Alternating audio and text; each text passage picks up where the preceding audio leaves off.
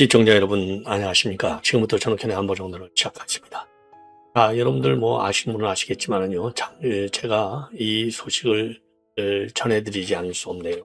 이 시간에 긴박하게. 그래서 지금 이제 심야 방송을 진행하고 있는데요. 김병기 전 원내대표, 이 김병기가 결국요 윤리심판원의 벽을 넘지 못하고 최악의 그 징계를 받았습니다. 제명 조치가 됐습니다. 이게 이제 행정 절차적으로 최종적으로 이제 확정이 되면 의총을 거쳐서 최고위 지도부의 결재만 나면 의원직을 상실하게 됩니다. 그러면은요, 이번 이제 6월달 재보궐선거 지역이 또 늘어나게 되는 것이죠. 그래서 지금 이제 이 상당히 민주당 내 그동안에 이제 많은 설들이 있었죠. 아니, 김병기는 왜 이 탈당을 안 하느냐?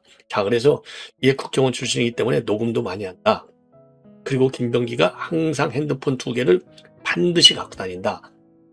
그래서 하나는 통상 전화는요이고 하나는 다 거기에 녹음한다. 그래서 이 대통령과 관련된 녹음 자료가 있을 수가 있고, 또 다른 뭐 이제 원내대표니까 얼마나 할 일이 많겠어요. 어떤 종류의 성격의 녹음이 되어 있는지를 모르기 때문에 이걸 갖다가는 민주당이 이번 그야말로 지방선거를 앞두고 한 방에 다 날아간다. 그러니 갈 수가 있겠느냐. 이런 설들이 상당히 많이 나돌았고요. 그런 얘기가 민주당 내에서도 나돌았습니다. 그래서 건들지를 못한다는 것이죠. 이런저런 많은 루머와 의혹과 그리고 또 본인의 해명이 있었지만은요, 윤리심판위원회에서도 김병기가 말이죠, 5시간을 해명을 했다고 하라고, 그리고 윤리위에서 9시간에 걸친 논의를 한 결과 제명 조치를 했습니다. 그래서 윤리위에서의 주장문을 보면은요, 우선요, 김병기, 의혹은 의혹이다. 이게 사실이 아니다. 이렇게 이제 해명을 했고요. 그리고 이제 징계 수요가 지난 문제는 징계 시효가 지난 사안에 대해서는 징계를 할 수 없다라고 하는 당헌 당규를 들어서 강력히 반발한 것이죠. 그럼에도 불구하고 윤리심판원에서는요, 그야말로 의원으로서의 품위를 손상시켰다. 품위 유지 위반, 이걸로 해서 최강 지금 카드인 제명 조치를 했습니다. 이 제명 조치에 대해서 지금 보도에 보면요, 김병기는 말이죠, 김병기 의원은 재심을 청구하겠다라고 하는 입장을 내놨다고 합니다. 그런데 여러분들 잘 아시다시피 김병기는 누가 보더라도 찐명 중에 찐명, 친문에서 시작했잖아요. 그러니까 이제 지금 현재 후임 원내대표는 한명도 전 정무수입니다. 문재인에서의 정무수석이에요. 그러면 뿌리가 거의 같아요. 그래서 이 원내대표의 보호막도 받을 수 있고, 더 중요한 것은 이제 친문에서 시작했지만은 신발을 빠르게 아주 타임리하게 잘 바꿔 신어가지고 찐명으로 지금 활동을 했고, 그렇게 인정을 받아왔어요. 그래서 공간에서 지금 그 총선에서 말이죠, 검증위원장까지 했지 않습니까?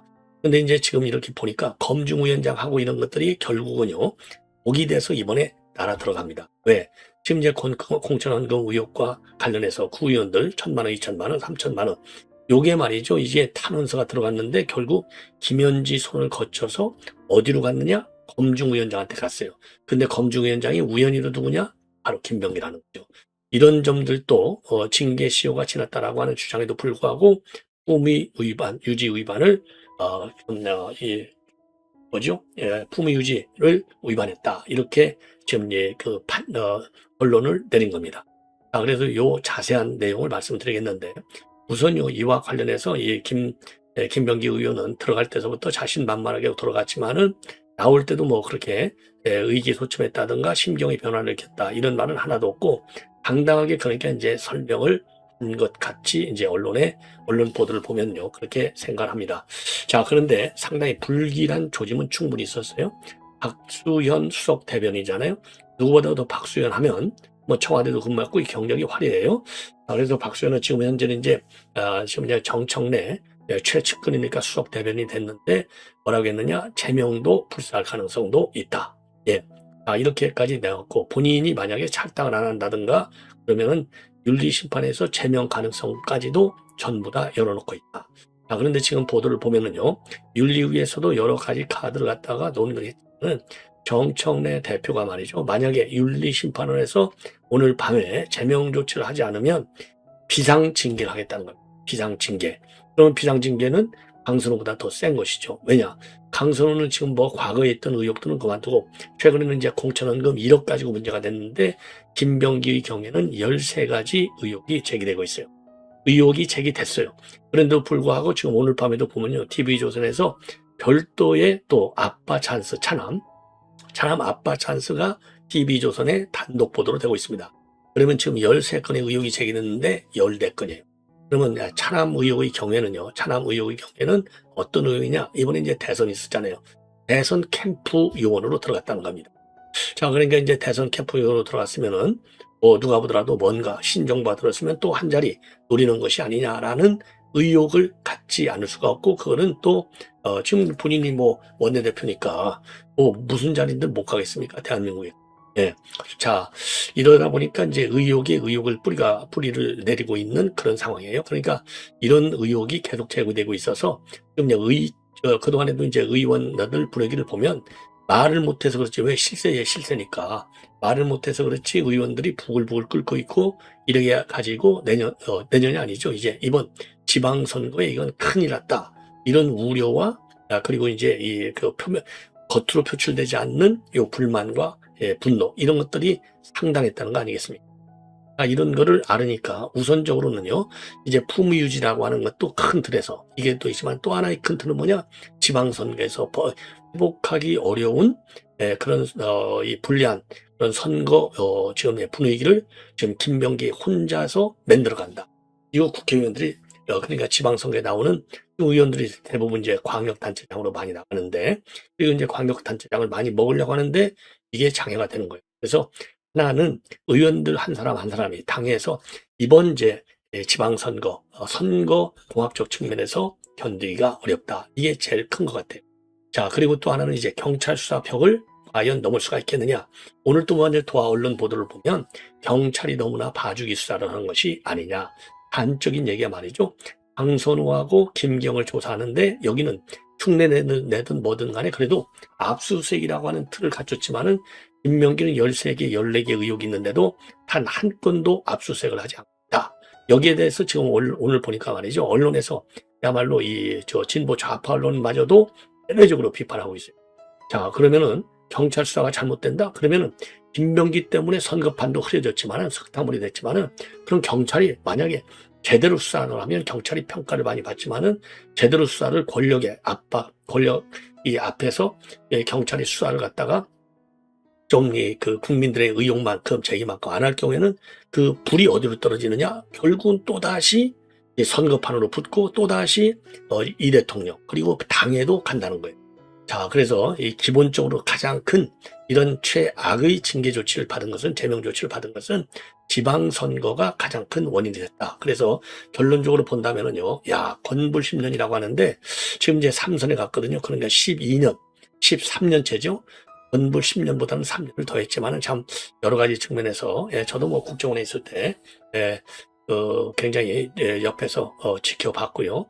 굉장히 국정원에 근무할 때도 굉장히 성실하게 열심히 일하는 직원이었어요. 그래서 인사처장까지 한 그런 사람인데, 저도 뭐 개인적으로 물론 잘 알고요. 상당히 의혹의 벽을 벗기가 어려웠었다. 이게 정치 현실이고요. 그래서 이제 우리가 여기서 더 싸워야 할, 가열차게 우리 자유우파들이 싸워야 할 대목은 바로 뭐냐? 이혜훈이를 이제 낙마시켜야 돼요. 그래서 지금 우리 국민의회에서는요, 두 개의 짐을 갖고 있습니다. 하나는 지금 민주당 아주 대통령의 측근이라고 하는 이 김명기 의원도 제명 조치를 하는데, 한동훈 같은 인간 하나를 제명 조치를 못한다? 그러면 이제는요, 거꾸로 국민의힘이 지방선거를 치를 수가 없다. 그냥 물러가는 거예요.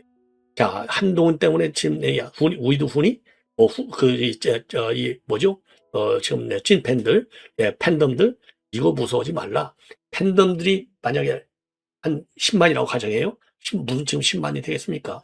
10만이라고 가정하면요, 한동훈이를 제거해 나가면 중도파가 저는 100만이 넘어온다고 봅니다. 그렇기 때문에 선거공학적으로 한동훈이를 전혀 두려워할 바가 없다. 예.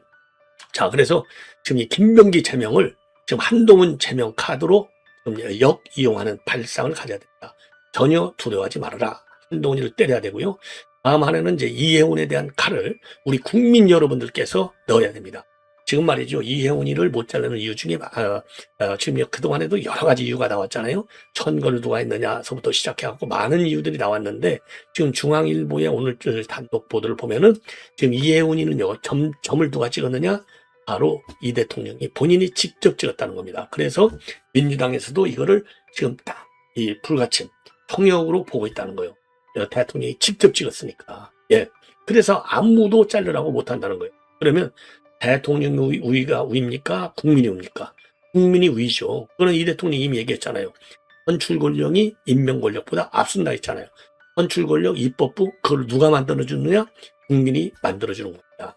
국민이 주권을 가지고 있는 최후의 심판자가 국민인 거예요. 그래서 이 국민들이 말이죠. 이해운이는 절대 용납할 수 없다. 이미 갤럽하고 MBS가 내놨잖아요. 이거 가지고 지금 이 대통령이 꼼짝도 안 하고 있어요. 그리고 당도 꼼짝도 못 하고 있어. 황제가 찍었다 이거죠. 황제가 찍었다. 이 대통령이 점 찍었는데 어찌 하오리까?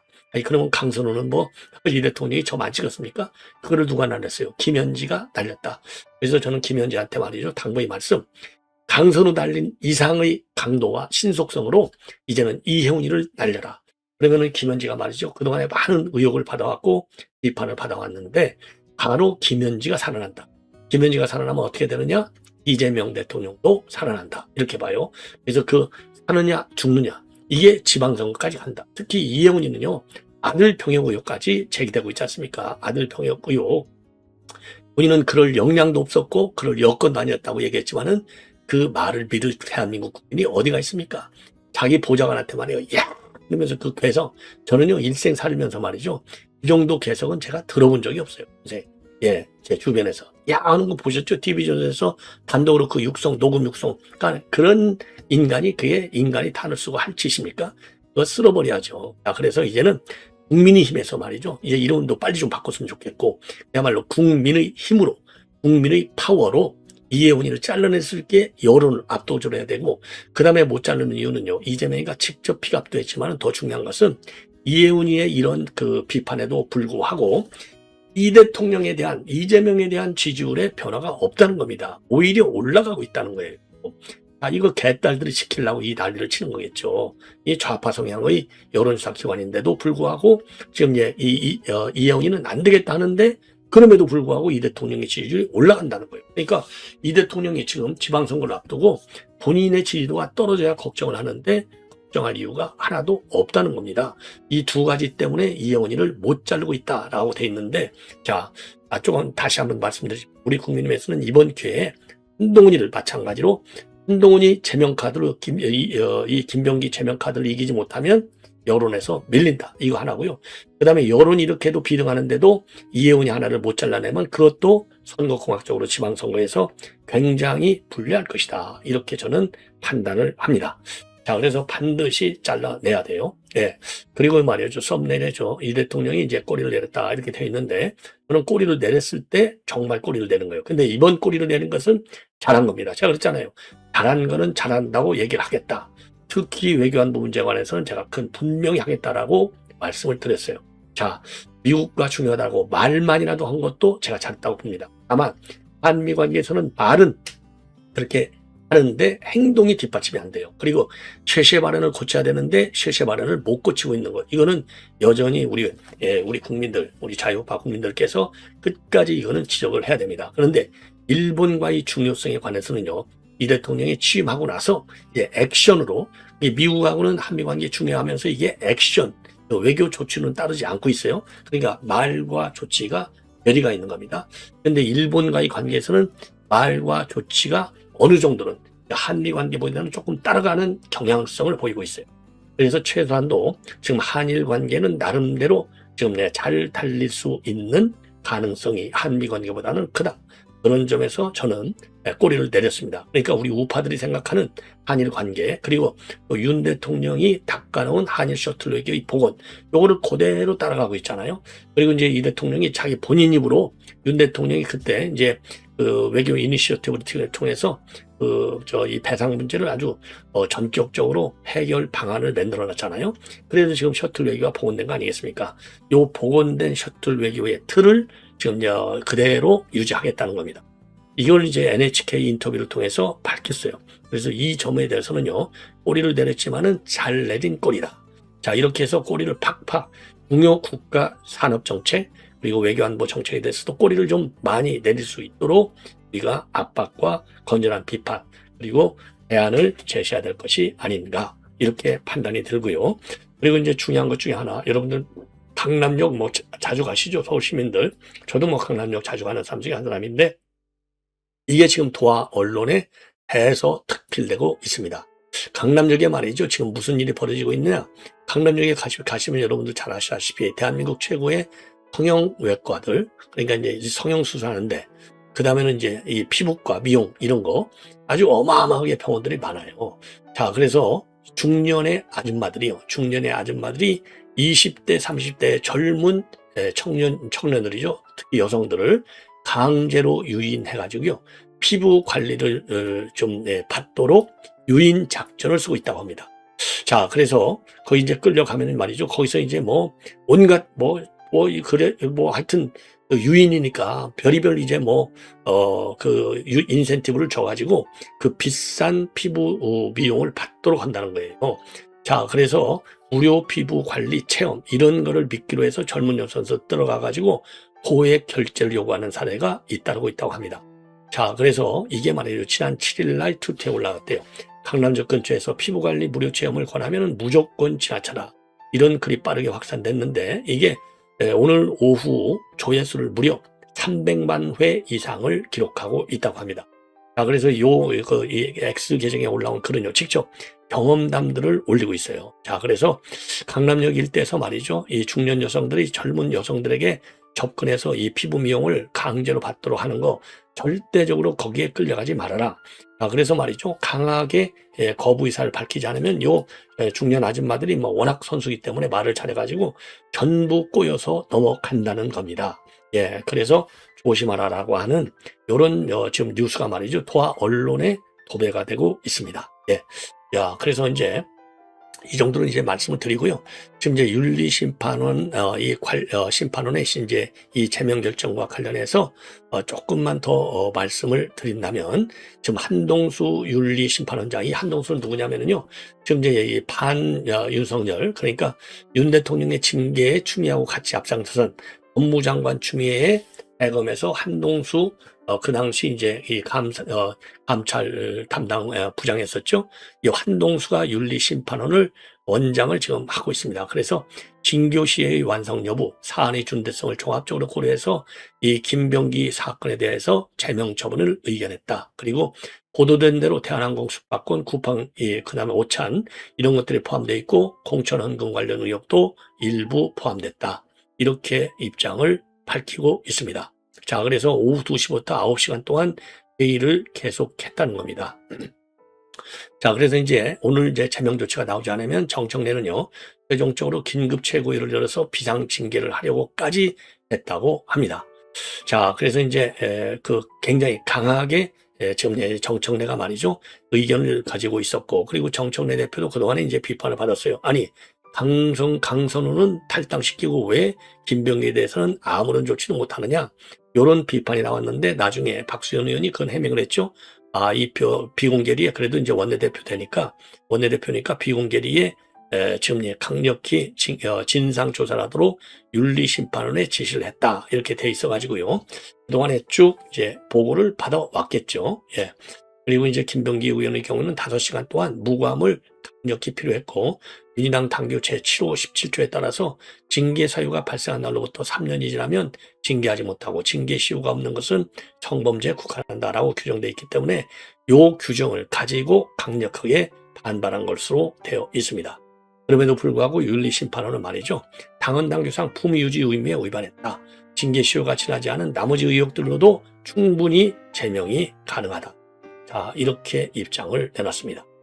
자, 그리고 지금 이제 이 NHK 이 대통령의 방일과 관련해서 몇 가지 말씀을 드리면, 본인도 그렇게 얘기했어요. 지금 취임해서 보니까 일본 관계 굉장히 중요하더라. 과거에 일본에 대해서 과격한 발언을 해왔던 거 지금은 이제 반성한다. 이런 취지의 입장을 내놨습니다. 자, 그래서 제가 이제 야당의 정치인일 때 또 한 개인 정치인일 때 하고 국가의 운명을 책임지는 국가 지도자 입장에 있을 때하고는 또 다른 것 같다. 정치적 이유로 서로 충돌하는 게 결국은 국민과 국가, 일본과 한국, 양국 국민의 정말 정서적 이익이나 미래를 해치는 게 아니냐라는 생각을 하게 된 측면이 있다. 그래서 좀 더 진지해져야 되겠다. 좀 더 신중해야 되겠다라는 생각을 하기도 했다.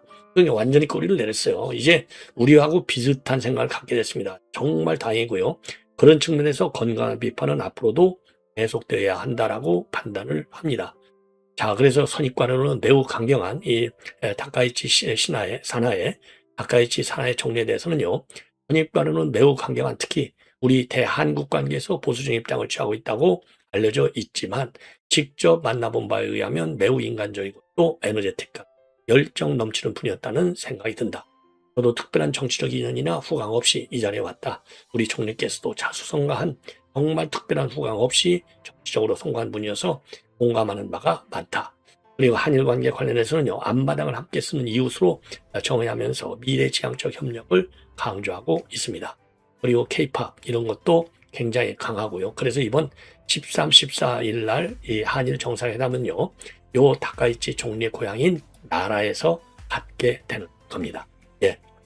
그리고요, 일본산 후쿠시마 수산물 수입 금지 해제 문제를 다루기 위해서는요, 지금 이제 다자 경제 협정인 CPTPP라고 있어요. 포괄적 점진적 환태평양 경제 동반자 협정, 길어요. 여기 가입을 위한 협상을 일본하고 본격적으로 정리해 나가겠다, 이렇게 밝혔습니다. 예.